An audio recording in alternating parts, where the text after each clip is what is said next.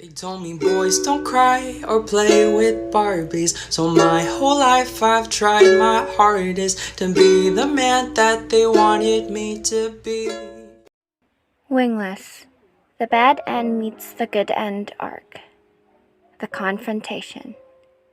It's motherfucking Moon!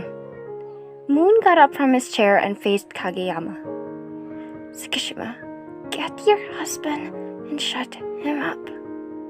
I'm done listening to him fucking up my life. I forgive you, King, but there is no other way. Why? Do you want your husband to cheat on you? Do you want your husband fucking another guy because you were selfish enough to not respect my decisions? Tsuki. Moon snapped his head to Yamaguchi and tears started appearing. Fuck. Tsuki, calm down. Let me handle this. Toby just doesn't want Shuyu gone. Yamaguchi was immediately beside Moon and rubbing his shoulders. Well, fuck him and his stupidity. Sorry. Tsuki, breathe. Yamaguchi did deep breaths and Moon followed his breathing. Sorry. It's fine, Tsuki. Yamaguchi hugged Moon and led him back to his chair. He picked up the sun plushie and gave it back to Moon. Can you mute me for a moment? Moon nodded his head and hugged the plushie in his hands. Then Yamaguchi turned, eyeing his parallel best friend and parallel should-be husband. Look, I am utterly pissed off because in my world you cheated on me with Shoyo. I didn't mean to. Tobio, shut up. Tobio flinched and looked away from Yamaguchi. And in this world, you literally killed me in my sleep after bonding with Hinta, son, whoever the fuck that guy is, because he isn't Tsuki. Tsuki would never hurt me. Not like this.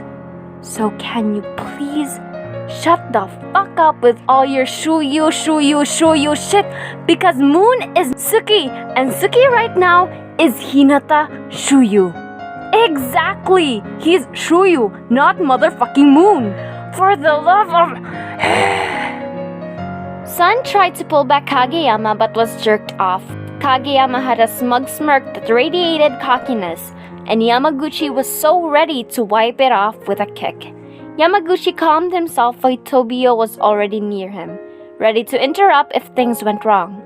After all, they were here for Moon, not to settle their issues. Okay, I'm fine. I'm so fine. Yamaguchi was calmly walking towards Kageyama and had a smile on. He leaned into Kageyama's face and grinned. You know, Kags, I've been dealing with your attitude since we were 17. Yams? No. Shut it, Toby. Tobio froze on spot and eyed Sun, who was ready to intervene. Their eyes met and Tobio slowly shook his head side to side, eyes filled with fear. But Sun didn't back off and had already touched Yamaguchi. Yamaguchi showed no mercy and twisted Sun's hand, making him kneel to the ground. Babe! Tobio, shut up. Sun. Yamaguchi crouched down without losing his grip on Sun's bent hand. Just a few kicks in and I'll stop, then ask for forgiveness. Sun quickly shook his head up and down, not stopping until Yamaguchi let his hand go. So, where was I? Yamaguchi stood up and turned to Kageyama while dusting off his clothes. Kageyama's eyes met Tobio's and he asked for help. Tobio just averted his eyes and bit his lip. Oh, right. Here.